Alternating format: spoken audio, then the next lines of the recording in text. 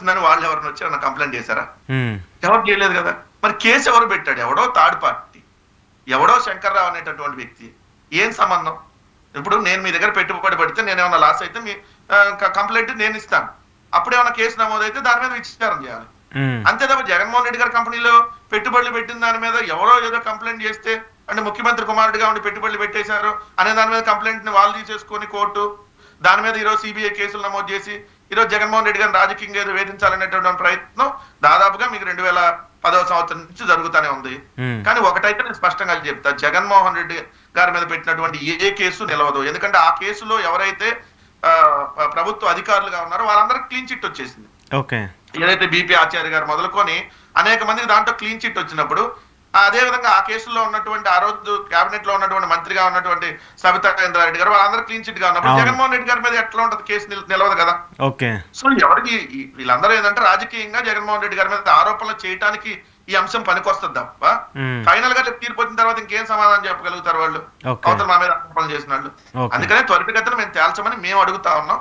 So ఖచ్చితంగా త్వరగా తేల్చేస్తే అది మాకు రాజకీయంగా ఇంకా అడ్వాంటేజ్ అయింది అనేది మేము చెప్పదలుచుకున్నాం. ఓకే, ఈ విద్యుత్ ఛార్జీలకు సంబంధించిన అంశం ఇప్పుడు రాష్ట్ర వ్యాప్తంగా చర్చనీయాంశంగా మారింది. గతంలో జగన్మోహన్ రెడ్డి గారు విద్యుత్కి సంబంధించిన బకాయిలు చెల్లించలేదు, దానివల్ల ఇప్పుడు ప్రభుత్వం మీద ఎక్కువగా భారం వస్తూ ఉంది, దానికోసమే ఇప్పుడు మేము ప్రజల మీద ఆ భారాన్ని మోపదలుచుకున్నాము, యూనిట్కి ఇంత పెంచుతున్నామని చెప్పేసి కూడా విద్యుత్ శాఖ మంత్రి గారు క్లారిటీ ఇచ్చారు. ఏదో 15,000 కోట్ల రూపాయలు ఏదో బకాయిలు ఉన్నాయని చెప్పేసి చెప్తున్నారు. సో ఏంటి మీరు చేసిన అప్పుల వల్ల ఇప్పుడు భారాలు ప్రజల మీద పడుతున్నాయని చెప్పేసి కూటమి చెప్తున్నటువంటి మాట? సార్ నేను ఒకటి స్పష్టంగా చెప్తా, ఏదో చేయలేనాడు ఏదో వారం సామెతలాగా ఎందుకు మాట్లాడటం? అరే మీరు అధికారంలోకి వచ్చి 6 నెలలు అయింది. ఇప్పుడు మీరు విద్యుత్ ఛార్జీలు పెంచితే జగన్మోహన్ రెడ్డి గారి కారణమా? అంటే మీరు సంక్షేమ పథకాలు ఇవ్వకపోతే జగన్మోహన్ రెడ్డి గారి కారణమా? మీరు అప్పులు చేస్తుంటే కూడా జగన్మోహన్ రెడ్డి గారి కారణమా? ఇప్పుడు రేషన్ మాఫియా జరుగుతున్న జగన్మోహన్ రెడ్డి గారి కారణమా? అరే జగన్మోహన్ రెడ్డి గారి పేరు ఎత్తకపోతే మీకు నిద్ర పట్టదా ఏంటి? విద్యుత్ ఛార్జీలకు సంబంధించి మీరు ఇప్పుడు ఛార్జీలు పెంచింది మీ ప్రభుత్వ హయాంలో, మా ప్రభుత్వ హయాంలో పెంచితే మేం బాధ్యులు, మీ ప్రభుత్వ హయాంలో పెంచితే మీరు బాధ్యులు. మీరు అసలు మీరు ప్రజల మీద భారం వేయకుండా మరి మీరే భరించవచ్చుగా. చంద్రబాబు నాయుడు గారు కూటమి ప్రభుత్వాన్ని అడుగుతున్నా, ప్రజల మీద ఎందుకు భారం వేయటం? మీరే భరించవచ్చుగా. ఛార్జీలకు సంబంధించినటువంటిది డిస్కమ్లకు వాటికి చెల్లించాల్సినటువంటిది బకాయిలు ఏమైనా ఉంటే అవి ప్రభుత్వంగా మీరు భరించాలి కదా. రెండు, మేమున్నప్పుడు ₹2.49 సెకీతో మేము ఒప్పందం కుదుర్చుకున్నాం. మీన్స్ రాష్ట్ర ప్రభుత్వంగా జగన్మోహన్ రెడ్డి గారి ప్రభుత్వం. కానీ చంద్రబాబు నాయుడు గారు ఉన్నప్పుడు ₹5.60, ₹4.50, ₹6.70 ఇష్టాను రీతిలో పీపీఏ ఒప్పందాలు కుదుర్చుకొని ప్రజలను ఎత్తిన భారం వేసింది చంద్రబాబు నాయుడు గారు. ఇది 2014-19 మధ్య. కానీ ఆయన ₹4.50కి ₹5.50 అలా కుదుర్చుకున్న దాన్ని మేము ₹2.50 కుదుర్చుకుంటే, ₹2.49 కుదుర్చుకుంటే మేము ప్రజలను ఎత్తిన భారం పడకూడదని చెప్పి లాంగ్ రన్ ఆలోచనతో 25 ఏళ్ల పాటు ఉండేటట్టుగా సెకీతో, అంటే కేంద్ర ప్రభుత్వ రంగ సంస్థతో రాష్ట్ర ప్రభుత్వంగా జగన్మోహన్ రెడ్డి గారి ప్రభుత్వం ఒప్పందం కుదుర్చుకుంది. అంటే మేము తగ్గించడానికి మేము ప్రయత్నించాం. కానీ ఈ రోజు మీరేం చేస్తున్నారు? అడ్డగోలుగా ప్రజల మీద దోపిడీగా 15,000 కోట్ల రూపాయలు వచ్చినటువంటి కేవలం 6 నెలల్లోనే. ఇది నాకు తెలిసి భారతదేశంలో ఏ ప్రభుత్వం 6 నెలల కాలంలో 15,000 కోట్లు విద్యుత్ ఛార్జీలు వేసిన దాఖలాలు ఉండవు. ఎందుకంటే చంద్రబాబు నాయుడు గారు కామన్ సార్. చంద్రబాబు నాయుడు గారు ఎప్పుడు అధికారంలో ఉన్నా విద్యుత్ ఛార్జీలు పెరుగుతానే ఉంటాయి. ఒకవేళ మీరు ఎవరైనా వెళ్ళి గొడవ చేశారు అనుకోండి, కాల్చిపడేస్తాడు. ఎందుకంటే ఆల్రెడీ బషీర్బాగ్ లో చూసాం కదా మనం. అప్పుడు బషీర్బాగ్ లో చంద్రబాబు నాయుడు గారు ముఖ్యమంత్రిగా ఉన్నప్పుడు పెరిగినటువంటి విద్యుత్ ఛార్జీలు తగ్గించమని చెప్పి ఏదైతే ఆ రోజు ఉన్నటువంటి కాంగ్రెస్ పార్టీ, వామపక్షాలు, వీళ్ళందరూ ప్రజలు వాళ్ళందరూ వెళ్ళి అసెంబ్లీకి దగ్గర వెళ్తా ఉంటే బషీర్బాగ్ లో కాల్చితే 3 చనిపోయారు. సో చంద్రబాబు నాయుడు గారు ఎప్పుడు అధికారంలో ఉన్నా కూడా విద్యుత్ ఛార్జీలు పెంచడం అనేది ఆయనకి అది అలవాటు. ఇప్పుడు ఇదే కదా సార్, ఇంకా పెరుగుతుంది, ఇంకా పెంచుతాడు చంద్రబాబు నాయుడు గారు. తప్పదు కదా, అనుభవించాలి కదా. మరి ఈవీఎంల ద్వారా అధికారంలోకి వచ్చిన ప్రభుత్వంతో మనం అనుభవించాలి ఇంకో 4 ఏళ్ల పాటు, తప్పదు. సో విద్యుత్ ఛార్జీలు జగన్మోహన్ రెడ్డి గారి హయాంలో తక్కువ ఉన్నాయి. ఈ రోజు యూనిట్ కి దాదాపుగా ₹2.50 అదనంగా వస్తుంది. అంటే 200 యూనిట్లు కాల్చుకుంటే ₹500 అదనంగా బిల్లు వస్తుంది. అంటే ఎంత దారుణంగా ఈ రోజు పెంచారు చూడండి. అలానే ఎస్సీ ఎస్టీలకు ఏదైతే ఇవ్వాల్సిన 200 యూనిట్ విద్యుత్ కూడా ఈ రోజు తీసేసినటువంటి పరిస్థితి. ఉచిత విద్యుత్ 200 యూనిట్ల లోపు కాల్చుకున్న వాళ్ళు మళ్ళీ ఈ రోజు ఏదన్నా కూడా జగన్మోహన్ రెడ్డి గారు చేశారు, జగన్మోహన్ రెడ్డి గారు చేశారంట. అంటే చంద్రబాబు నాయుడుకి ఇంట్లో ఒంట్లో ఏం ప్రాబ్లం వచ్చినా జగన్మోహన్ రెడ్డి గారి కారణం. ఈ ప్రభుత్వం వాళ్ళు సక్రమంగా నడపలేకపోయినా జగన్మోహన్ రెడ్డి గారి కారణం అంట. ఇంకెందుకు మీరు జగన్మోహన్ రెడ్డి గారి కారణం అనే కానీ తప్పుకోండి. ఓకే. జగన్మోహన్ రెడ్డి గారి మీద నెపం నెట్టే కాడికి మీకెందుకు ఇంకా అధికారం అంటున్నప్పుడు ఇప్పుడు స్పష్టంగా మీరు 164 సీట్లు ఉన్నాయి ఈ రోజు మీకు. మీరు నిజంగా ప్రజల మీద భారం మీరు వేయదలుచుకోకుండా ఉంటే ఆ భారం అయితే మీరు భరించాలి కదా, ప్రభుత్వమే కట్టాలి కదా డిస్కమ్లకి. అదే ప్రజలు కట్టేది ఏంటి, ప్రజల ద్వారా వచ్చి కట్టేది ఏంటి? ఇంత ఛార్జీలు ఇప్పుడు చూడండి సార్, ఎక్కడికక్కడ చెత్త పన్ను 3 రెట్లు పెంచారు. వాళ్ళు చెత్త పన్ను మేము ఎత్తేసామని చెప్తున్నారు కదా. చెత్త పన్నును మేము రద్దు చేసాం, జగన్మోహన్ రెడ్డి వేసాడు, చెత్త మీద వేసాను, చెత్త ముఖ్యమంత్రి అని గతంలో చాలాసార్లు చంద్రబాబు నాయుడు గారు అన్నారు కదా. ఇప్పుడు అందుకోసం ఆ చెత్త పన్నే రద్దు చేస్తున్నామని చెప్పేసి ఆయన డైరెక్ట్గా చెప్తూ వచ్చాడు. మళ్ళీ ఇంకా చెత్త పన్ను ఎక్కడ ఉంటుంది? చెత్త పన్ను ఇప్పుడు వేశారు సార్. చెత్త పన్ను ఈ రోజు మీరు చూస్తే పిఠాపురం, సాక్షాత్తు పిఠాపురంలో అంతకుముందు 30 రూపాయలు ఉండేది 90 రూపాయలు అయింది. షాపులకి అయితే అంతకుముందు 150 రూపాయలు ఉండేది, ఈ రోజు వచ్చేటప్పటికి దాన్ని 600 రూపాయలు చేశారు. అట్లా ఎక్కడికక్కడ చెత్త పన్నులు 3 రెట్లు పెంచారు ఇప్పుడు కూటమి ప్రభుత్వం వచ్చిన తర్వాత. సో మీరు ఎక్కడ తగ్గించింది లేదు, ఉన్నటువంటి దాన్ని ఇంకా రేట్లన్నీ పెంచుకుంటా పోతే ఈ రోజు నిత్యావసర వస్తువులు కొనేటట్టు ఉందా సార్? ఈ రోజు కూరగాయలు కొనేటట్టు ఉన్నాయా? కానీ రైతులకు మాత్రం గిట్టుబాటు ధర లేదు. ఓకే, రైతు పండించినటువంటి ధాన్యానికి మాత్రం ధర లేదు.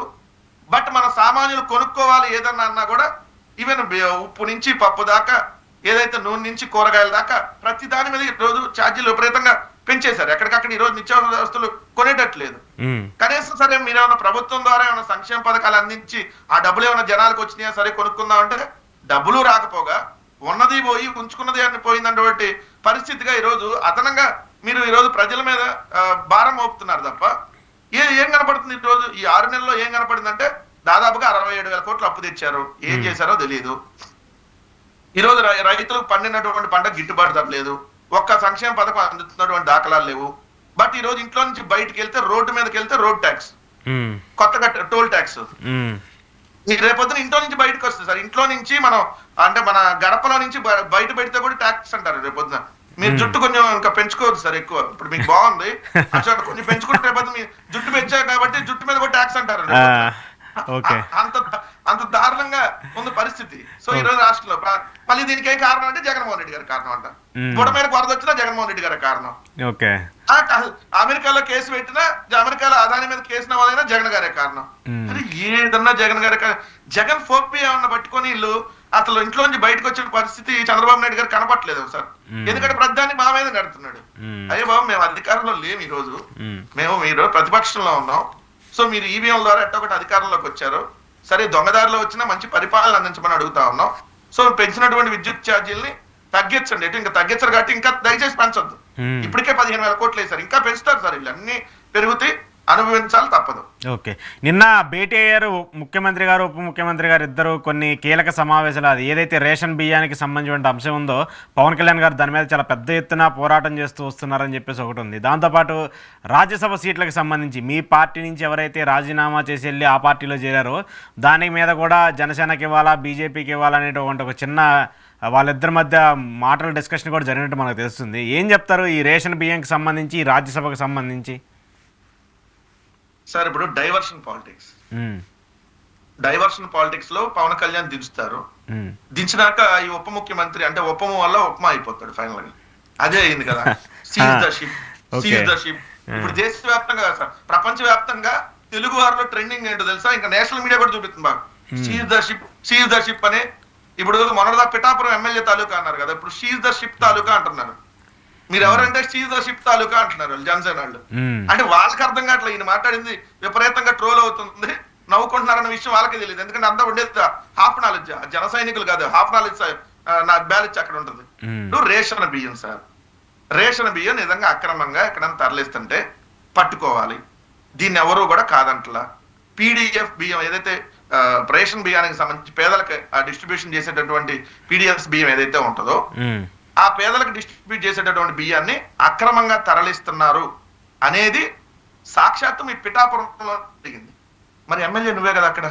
పిఠాపురంలో గొల్లప్రోలు అక్కడ ఆ మండలాలకు సంబంధించినటువంటి దాంట్లో పేపర్లు కూడా వచ్చినాయి అక్రమంగా తరలిస్తున్నారు అని చెప్పి. మరి అక్కడ ఎమ్మెల్యేగా నువ్వేం చేస్తున్నావు? అక్కడ అధికారుల మీద నువ్వు చర్యలు తీసుకోవాలి, నీ నాయకుల మీద చర్యలు తీసుకోవాల్సినటువంటి బాధ్యత నీకు ఉంటది కదా. రెండు, అసలు నువ్వు ఏ శాఖకు మంత్రివి? నీ శాఖ ఏంటి? నువ్వేమైనా ముఖ్యమంత్రి అనుకుంటావు అన్ని శాఖల దగ్గరికి వెళ్ళిపోవడానికి? నువ్వే చెప్పావు కదా మొన్న, హోంమంత్రి నా దగ్గర లేదండి, హోంమంత్రిత్వ శాఖ నా దగ్గర లేదు, సో నేను నాకు కానీ హోంమంత్రి ఇచ్చిండుంటే పగలు తీసేవాడిని, ఇంకా ఎక్కువ మందికి మీద కేసులు పెట్టేసి ఇంకా ఇది చేసేవాడిని నేను ఇండైరెక్ట్ చెప్పావు కదా. సో మరి ఇప్పుడు నీ దగ్గర సివిల్ సప్లై శాఖ కూడా నీది కాదు కదా. అసలు నీకు కాకినాడ పోర్టుకి సంబంధం ఏంటి? అసలు పోర్ట్ అంటే నువ్వు ఎక్కడ పడితే అక్కడికి సినిమాలో వెళ్ళినట్టు వెళ్ళిపోవచ్చు అనుకుంటావా? అది అత్తారింటికి దారి సినిమా ఉంటది, 15 నిమిషాలు ఈ రైల్వే స్టేషన్ మొత్తం ఖాళీ చేయమంటాడు. అక్కడ కుదరదు అండి. ఇప్పుడు అంటే పోయి మాట్లాడండి, అందరికి స్పెషల్ ఫ్లైట్లు ఇచ్చి పంపించేయండి, బస్సులు ఉంటే బస్సులు ఇచ్చి పంపించేయండి, నాకు ఇమీడియట్ 15 నిమిషాలు కావాలి, లేకపోతే బెదిరించేయండి లేదా చంపేయండి అంటాడు కదా. ఇప్పుడు అట్టానే ఈయన పోర్ట్ అనేది కాదు సార్, ఈయన చేతిలో ఉండిపోయేది, వెళ్ళిపోవచ్చు, ఏ అధికారం పెడితే అధికారం చేయొచ్చు, షిప్పులు సీజ్ చేయొచ్చు, ఇంకా పోర్టు సీజ్ చేయమల్ల సంతోషం. అంటే ఆయన రాష్ట్ర ఉప ముఖ్యమంత్రి పొజిషన్ లో ఉన్నాడు కాబట్టి ఆయన ఎక్కడికైనా వెళ్ళే వెసులుబాటు ఉంటది, ఎక్కడికైనా వెళ్ళి దాన్ని తనిఖీలు చేసే వెసులుబాటు అయితే ఉంటది కదా. ఉంటదిగా. ఉప ముఖ్యమంత్రి అయిన రాజ్యాంగబద్ధ పదవి కాదు కదా.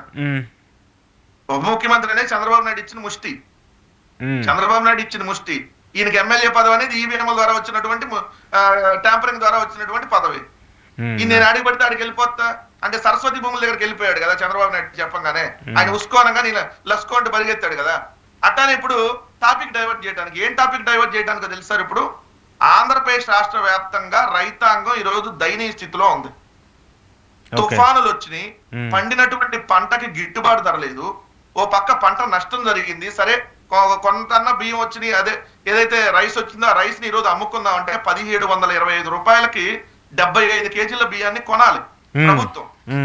రైతు భరోసా కేంద్రాల ద్వారా కొనాలి. జగన్మోహన్ రెడ్డి గారి ప్రభుత్వం ఉన్నప్పుడు రైతు భరోసా కేంద్రాల ద్వారా 1725 రూపాయలకి ఒక 75 కేజీల ధాన్యాన్ని జగన్మోహన్ రెడ్డి గారి ప్రభుత్వం కొందప్పుడు. ఇప్పుడు కూడా గిట్టుబాటు ధర 1725 ఇవ్వాల్స్తే రైతు భరోసా కేంద్రాలు పనిచేయట్లే ఈ రోజు.